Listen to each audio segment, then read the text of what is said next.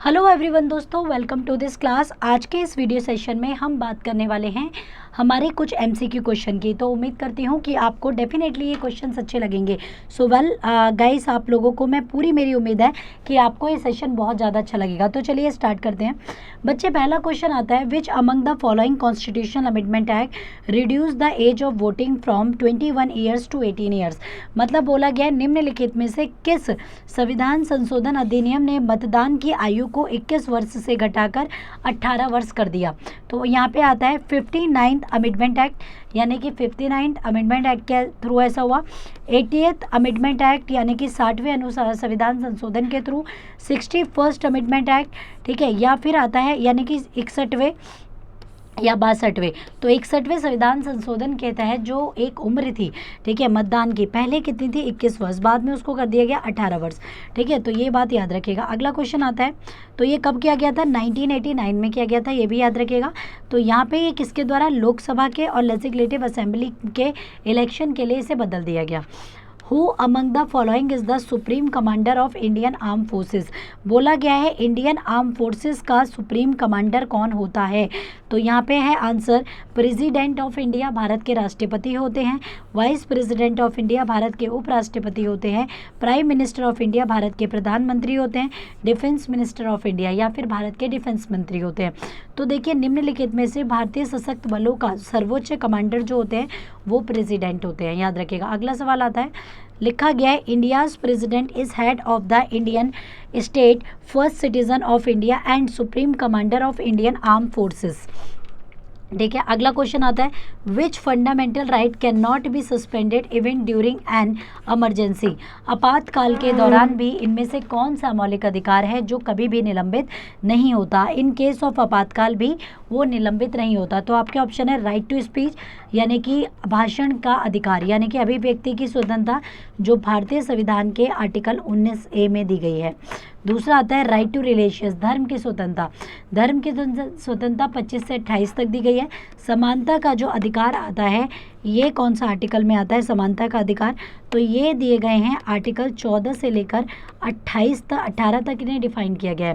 जिसमें कि अगर मैं आर्टिकल 14 की बात करती हूँ तो वो बोलता है कानून के समक्ष समानता। क्या बोलता है? कानून के समक्ष समानता, कानून के समक्ष समानता की बात करता है। आर्टिकल 15 क्या कहता है? आर्टिकल 15 कहता है कि भेदभाव को ख़त्म करने की बात करता है। आर्टिकल 16 क्या बोलता है? ये सार्वजनिक अफसर की स्वतंत्रता देता है। मतलब जो सार्वजनिक अफसर होते हैं ना, वो सभी के लिए हैं, ठीक है। तो सार्वजनिक अफसर की स्वतंत्रता देता है आर्टिकल 16। आर्टिकल 17 किससे रिलेटेड है? आर्टिकल 17 अस्पर्शता से रिलेटेड है। किससे रिलेटेड है? अस्पर्शता, अनटचेबिलिटी से रिलेटेड है। आर्टिकल 18 किससे रिलेटेड है? तो आर्टिकल 18 उपाधियों का उन्मूलन करता है, यानी कि जैसे राय बहादुर, जय बहादुर, है ना, इस तरह की जो उपाधियां होती है ना, इन उपाधियों का उन्मूलन करता है आर्टिकल 18, ठीक है। तो ये आते हैं इसके अंदर। पर्सनल लाइफ एंड लिबर्टी का जो अधिकार है बेटा, याद रखिएगा, पर्सनल लाइफ एंड लिबर्टी का अधिकार आर्टिकल 21 में आता है। आर्टिकल 21 कभी भी सस्पेंड नहीं होता, आपातकाल के समय पे भी नहीं। हमारे देश के अंदर अगर मैं बात करती हूँ राइट टू इंटरनेट की, अगर मैं बात करूँ, राइट टू इंटरनेट भी कितने में आता है? राइट टू इंटरनेट भी आर्टिकल 21 में। ये सवाल पेपर में आया हुआ है। एक सवाल और मैं आपको बताना चाहूँगी कि एक होता है, क्या नाम है, आपातकाल। आपातकाल 3 प्रकार के हैं। एक है राष्ट्रीय आपातकाल, याद रखिएगा। एक होता है राष्ट्रीय आपातकाल। राष्ट्रीय आपातकाल भारतीय संविधान के आर्टिकल 352 में दिया गया है, ठीक है। एक होता है, एक तो हो गया राष्ट्रीय आपातकाल जो आर्टिकल 352 में बेसिकली डिफाइन किया गया है। दूसरा होता है राष्ट्रपति शासन। क्या होता है? राष्ट्रपति शासन। राष्ट्रपति शासन आर्टिकल 356 में दिया गया है। और एक होता है वित्तीय आपातकाल। क्या होता है? वित्तीय आपातकाल। वित्तीय आपातकाल आर्टिकल 360 में दिया गया है, ठीक है। तो ये बात आप याद रखिएगा। 3 तरह के राष्ट्रीय आपातकाल आज तक भारत में 3 बार लगाया गया है। राष्ट्रपति शासन आज तक भारत में बहुत बार लगा जा चुका है, पर्टिकुलर स्टेट पे मैनी टाइम्स लगा हुआ है।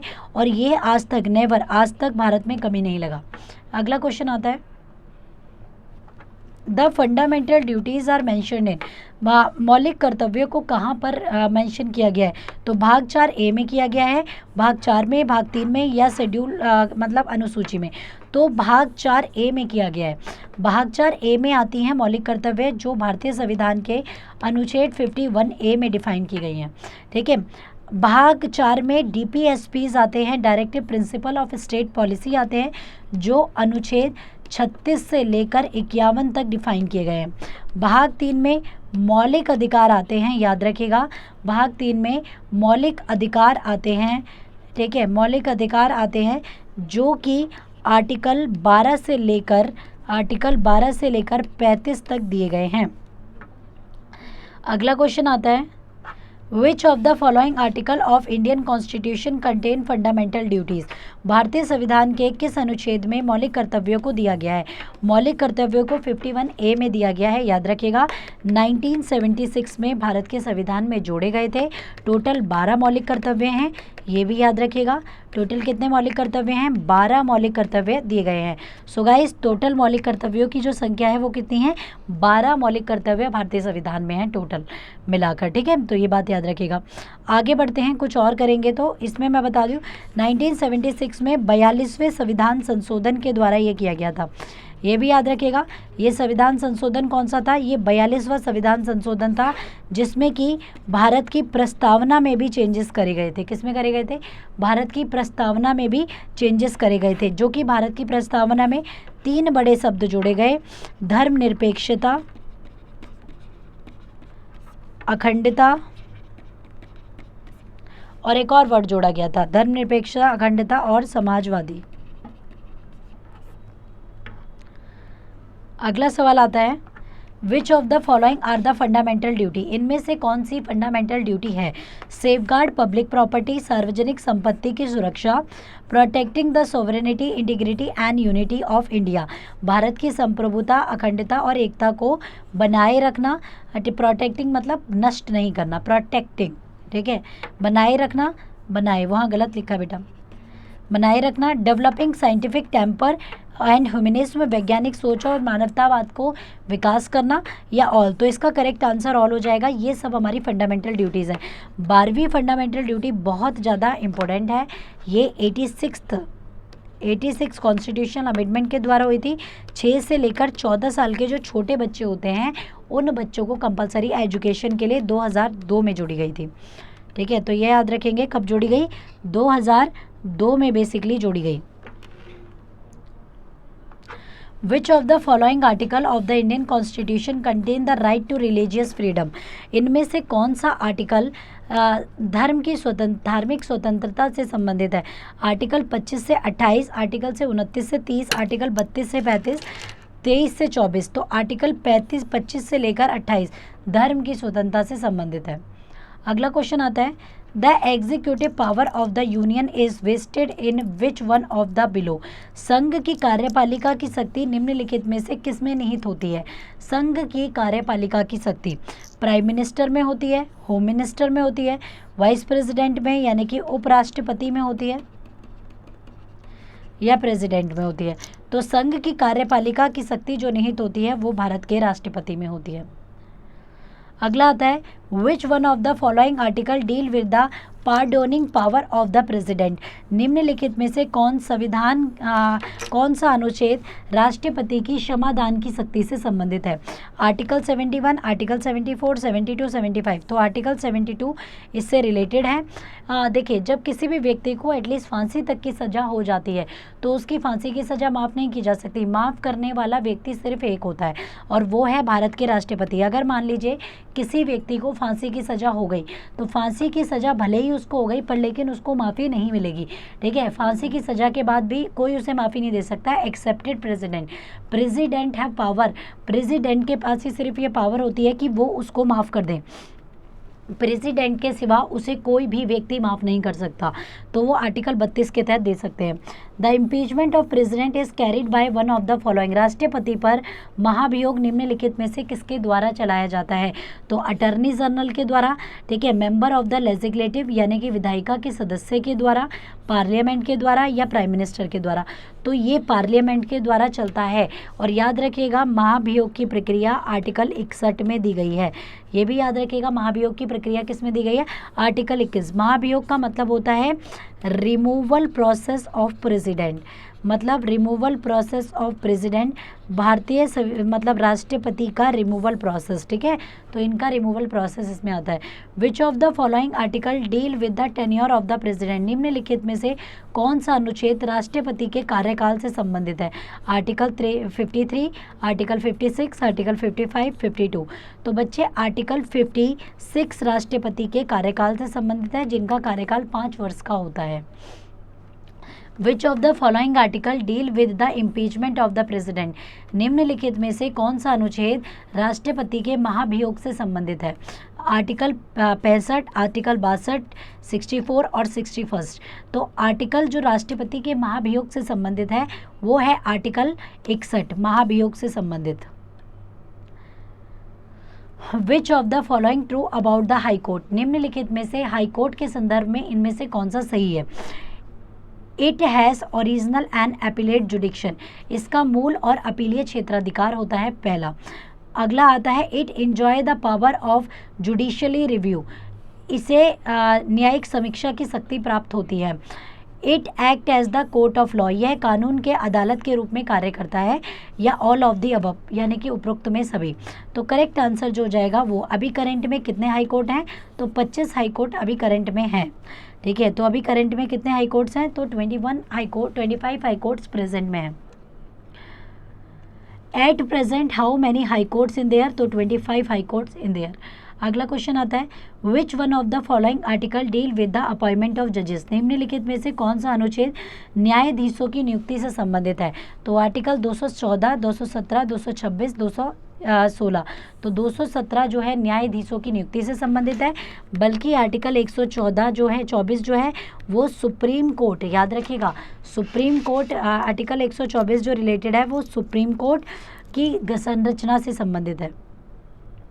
High court issue rate under which article. तो बच्चे हाई कोर्ट जो रेट करता है मतलब हाई कोर्ट जो रेट जारी करता है वो कौन से आर्टिकल के तहत करता है? 220 के तहत, 221 के तहत, 213 या 226। तो 226 के तहत उच्च न्यायालय क्या करता है? रेट जारी करता है। रेट 5 प्रकार के होते हैं। एक होता है हैबियस कॉर्पस, ठीक है। दूसरा होता है मैंडामस, याद रखिएगा, दूसरा होता है मैंडामस। तीसरा होता है सर्श्यूरी, ठीक है। तीसरा होता है सर्श्यूरी। एक होता है प्रोहेबिशन, और एक होता है क्यू वारंटो। तो ये 5 प्रकार के रेट भारतीय संविधान में दिए गए हैं। रेट जारी सुप्रीम कोर्ट भी कर सकता है, पर सुप्रीम कोर्ट आर्टिकल 32 के तहत रेट जारी करता है, बल्कि हाई कोर्ट रेट जो जारी करता है वो आर्टिकल 226 के तहत रेट जारी करता है, ठीक है। तो ये बात याद रखेंगे। अगला क्वेश्चन आता है the chief justice and other जजेस of high court are appointed by which one of the following. उच्च न्यायालय के और मुख्य न्यायाधीश की नियुक्ति कौन करता है? Prime minister, chief minister, governor या प्रेसिडेंट। तो बच्चे इसका आंसर हो जाएगा प्रेसिडेंट। क्यों? याद रखिएगा निकाय 2 तरह के मेनली होते हैं, ठीक है। बॉडीज 2 तरह की मेनली होती हैं। एक होती है कॉन्स्टिट्यूशनल बॉडी। कौन सी बॉडी होती है? कॉन्स्टिट्यूशनल बॉडी होती है। और एक होती है स्टैट्यूटरी। तो कॉन्स्टिट्यूशनल बॉडी जो होती है वो संवैधानिक निकाय होती है। क्या होती है? संवैधानिक निकाय, ठीक है। तो याद रखिएगा कॉन्स्टिट्यूशनल बॉडी संवैधानिक निकाय होती है और ये वैधानिक निकाय होती है। क्या होती है? वैधानिक निकाय, ठीक है। तो याद रखिएगा वो संवैधानिक निकाय है और ये एक वैधानिक निकाय है। कॉन्स्टिट्यूशनल बॉडी वह बॉडी होती है जो संविधान में लिखी गई है। याद रखिएगा जो संविधान में लिखी गई है, जिसे संविधान में लिखा गया है, कॉन्स्टिट्यूशनल बॉडी होगी। वैधानिक निकाय वह निकाय होता है, याद रखिएगा वैधानिक निकाय वह निकाय होता है जिसे संविधान में नहीं लिखा गया। याद रखिएगा जिसे भारतीय संविधान में नहीं लिखा गया। स्टेटूअर कॉन्स्टिट्यूशनल बॉडी जो होती है वो हमेशा प्रेसिडेंट ऑफ इंडिया के अंडर में होती है। वैधानिक निकाय पार्लियामेंट के अंदर में होता है, याद रखिएगा पार्लियामेंट। ओके गाइस, तो वो पार्लियामेंट के अंदर में होगा। तो यहाँ तक आपको, जहाँ तक मेरी उम्मीद है, समझ आ गया होगा। तो चलिए अब आगे बढ़ते हैं। तो देखिए, क्योंकि हाई कोर्ट और सुप्रीम कोर्ट एक वैधानिक निकाय हैं तो इनके प्रेसिडेंट ही करेंगे। अगला क्वेश्चन आता है, which is the oldest known system design for the redressal of the citizens grievance. मतलब बोला है निम्नलिखित शिकायतों के निवारण के लिए तैयार की गई सबसे पुरानी ग्राहक प्रणाली क्या है। तो यह है ओम्बड्समैन सिस्टम, लोकपाल प्रणाली, लोकपाल, लोकायुक्त या निम्नलिखित। देखिए बच्चे, कई बार क्या होता है कि कई बार ऐसी चीज़ें घट जाती हैं, जैसे कि कैसी चीज़ों की बात मैं कर रही हूँ। कई बार होता है कि कई बार क्या रहता है, कई बार सिस्टम कुछ ऐसा हो जाता है हम सभी का कि कई बार कुछ चीज़ें गलत होती हैं, तो हम किसके पास जाएंगे, पुलिस के या सरकार के पास जाएंगे। अगर सरकार या पुलिस ही गलत है तो आप किसके, जो रक्षक है वही भक्षक बन जाए तो आप क्या करोगे। तो उसके लिए हमारे देश में एम्बड्समैन सिस्टम बनाया गया है जिसमें लोकपाल होता है। केंद्र में तो लोकपाल होता है और स्टेट में लोकायुक्त होता है, ठीक है, याद रखिएगा। Which one of the first Indian state to stabilize the institution of Lokayukta. Lokayukta के संस्थान की स्थापना करने वाला पहला भारतीय राज्य कौन था।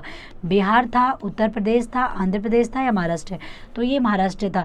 बेटा कई बार उत्तर प्रदेश से क्वेश्चन पूछ लेता है, रिहांड डैम कहाँ पड़ता है। तो रिहांड डैम रिहांड नदी के ऊपर बना हुआ है और जो कि उत्तर प्रदेश में पड़ता है, ठीक है, याद रखिएगा।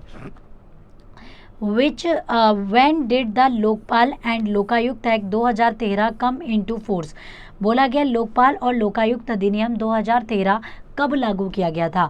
तो जनवरी 2013 में किया गया था, मई 2013 में, दिसंबर 2013 में या जनवरी 2013 में। तो ये कब लागू किया गया जरा आपको बताएंगे। आप लोग मुझे बताइए कि इसे कब लागू किया गया था, ठीक है। तो जनवरी 2013 में, मई 2013 में, ठीक है, दिसंबर 2013 में या जनवरी 2013 में, जरा बताइए। तो इसको जो किया गया था, इसे जो किया गया है, इसे किया गया था जनवरी 2013 में, ठीक है, लोकायुक्त अधिनियम को। Who appoint the Lokayukta and Upa Lokayukta. Lokayukta और उप लोकायुक्त की नियुक्ति कौन करता है।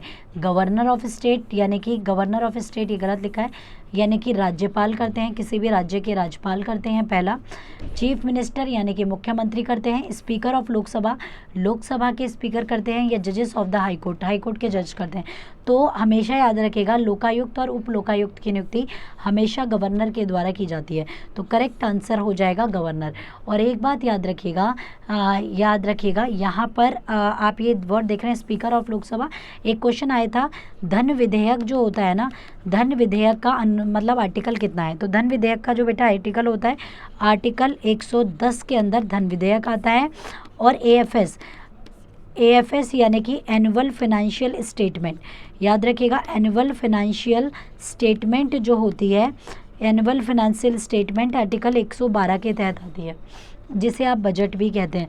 और कोई भी पर्टिकुलर बिल याद रखिएगा, any particular bill is a money bill और नॉट। ये कौन डिसाइड करता है कि कोई पर्टिकुलर बिल मनी बिल है या नहीं है। ये हमेशा स्पीकर ऑफ लोकसभा डिसाइड करेंगे कि any particular bill is money bill और नॉट, याद रखिएगा।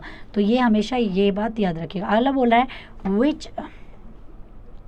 which state Lokayukta office is considered to be a strongest in term of the power and scope. शक्ति और कार्यक्षेत्र की दृष्टि से किस राज्य के लोकायुक्त का कार्यालय सबसे मजबूत माना जाता है। मतलब कौन सा कार्यालय जो है वो सबसे मजबूत माना जाता है। तो बिहार का, कर्नाटक का, आंध्र प्रदेश का या महाराष्ट्र का। तो ये जो माना जाता है वो आंध्र प्रदेश का सबसे ज़्यादा मजबूत, कर्नाटक का सबसे ज़्यादा मजबूत माना जाता है। ओके गाइस, तो ये क्वेश्चंस आपको, जहाँ तक मेरी पूरी उम्मीद है कि समझ आ गए होंगे। किसी को कोई दिक्कत है, कोई क्वेश्चंस हैं, कोई क्वेरीज हैं, so please tell me guys कि मैम नहीं समझ आया, दोबारा बता दीजिए, व्हाटएवर। ओके, तो इनको जल्दी से आप लोग कर लेंगे। सभी को जहाँ तक है मुझे समझ आ गया होगा, ठीक है गाइस। तो सभी लोगों को ये चीज़ समझ आ गई होगी। किसी को कोई क्वेश्चन, क्वेरीज एंड डाउट्स, जहाँ तक है मेरा अंदाज़ा है कि नहीं होने चाहिए। ओके फाइन गाइस, तो अभी भी कोई बता दें अगर आपको कोई डाउट आ रहा है, कोई क्वेश्चन नहीं समझ आया, ठीक है, तो आप मुझसे पूछ सकते हैं।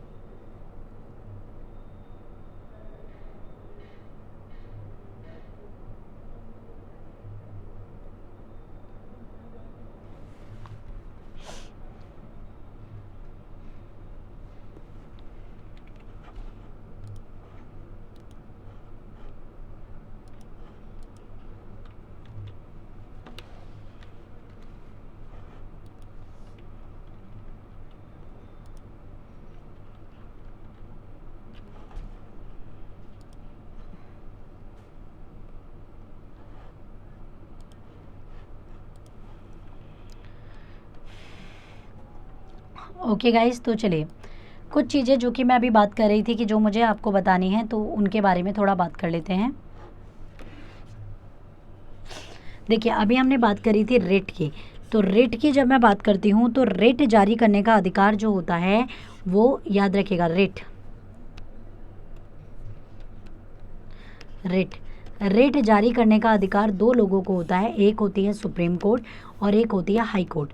तो रेट जो जारी करती है वो सुप्रीम कोर्ट करती है, भारतीय संविधान के अनुच्छेद कितने से 32 के तहत रेट जारी कर सकती है, बल्कि हाई कोर्ट जो रेट जारी करती है वो भारतीय संविधान के आर्टिकल 226 के तहत रेट जारी करती है।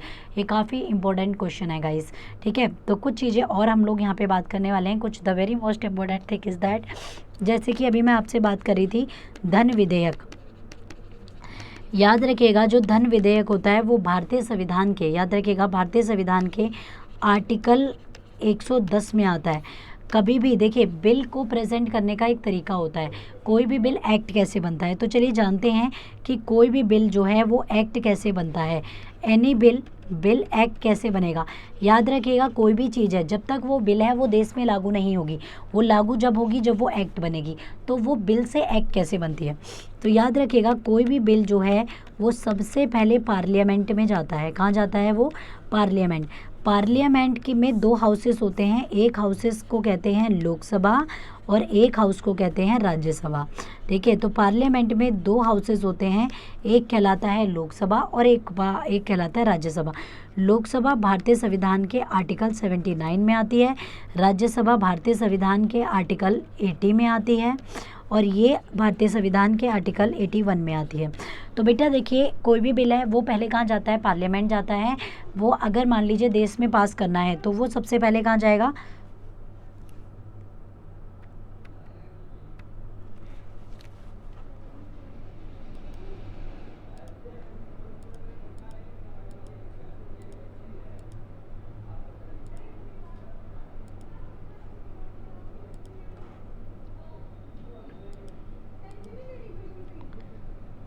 तो बच्चे देखिए एनी पर्टिकुलर बिल, कोई भी बिल पहले कहाँ जाएगा, वो पार्लियामेंट जाएगा। पार्लियामेंट का आर्टिकल कितना होता है, पार्लियामेंट का आर्टिकल 79 होता है। याद रखिएगा पार्लियामेंट का कितना आर्टिकल होता है, आर्टिकल 79 पार्लियामेंट का होता है। फिर वो बिल लोकसभा जाता है और उसके बाद वो बिल राज्यसभा जाता है, ठीक है। वैसे ये ज़रूरी नहीं है कि वो पहले लोकसभा में जाए फिर राज्यसभा में, राज्यसभा या लोकसभा में कहीं भी जा सकता है, पहले यहाँ भी जा सकता है और पहले यहाँ भी जा सकता है।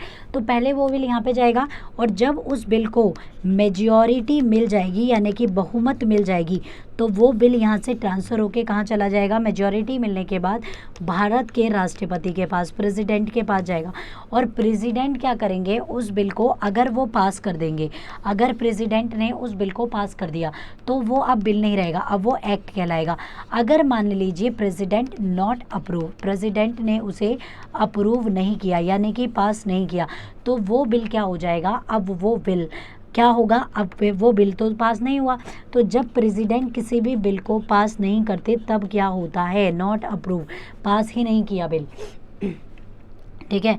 तो याद रखिए अगर प्रेसिडेंट ने कोई बिल पास ही नहीं किया देन फिर क्या होगा गाइज, तो उस कंडीशन में याद रखिएगा नहीं पास किया प्रेसिडेंट ने, तो जब प्रेसिडेंट किसी बिल के लिए नो कह दें या उस बिल को डिसमिस कर दें या उस बिल को होल्ड कर दें, याद रखिएगा जब प्रेसिडेंट किसी बिल के लिए नो कह दें या उसे डिसमिस कर दें या बिल को होल्ड कर दें तो उसे हम क्या कहते हैं, वीटो पावर कहते हैं। क्या कहते हैं उसे हम, वीटो पावर। और ये वीटो पावर भारत के अंदर सिर्फ राष्ट्रपति के पास होती है। अच्छा, अब ये वीटो पावर कितने तरह की होती हैं? तो वीटो पावर टोटली 3 तरह की होती हैं। एक होती है पूर्ण वीटो, एक को कहा जाता है पूर्ण वीटो, दूसरी होती है निलंबनकारी वीटो, दूसरी होती है निलंबनकारी वीटो और तीसरी होती है पॉकेट वीटो। ठीक है, याद रखिएगा। इसको कहते हैं, याद रखिएगा, इसे कहते हैं एब्सोल्यूट वीटो। याद रखिएगा, एब्सोल्यूट वीटो। इसे कहते हैं सस्पेंसिव वीटो, इसे कहते हैं पॉकेट वीटो। ठीक है, तो जो बेसिकली यहाँ पे बात करते हैं पूर्ण वीटो की।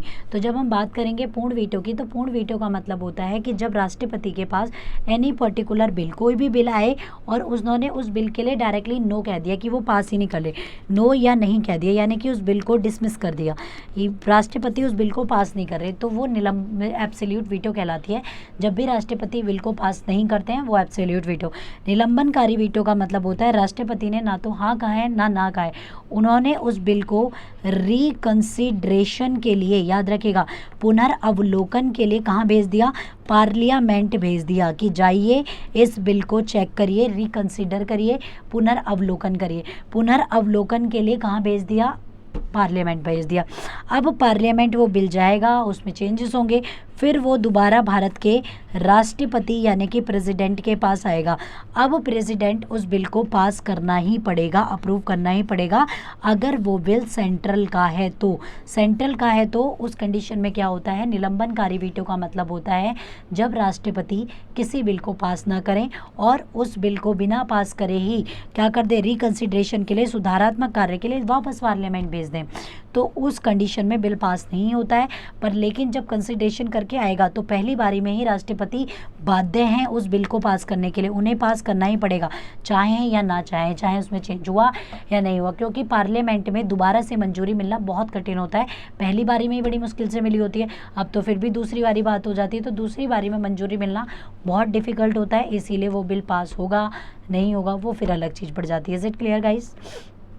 पॉकेट वीटो, पॉकेट वीटो का मतलब क्या होता है? और हाँ, याद रखिएगा, भारत के प्रेसिडेंट बाध्य होते हैं, अगर हाँ यही बिल अगर स्टेट का होता है, स्टेट लेवल का, तो वो बाध्य नहीं है, एक नहीं 10 बार रिकंसिडरेशन के लिए भेज सकते हैं।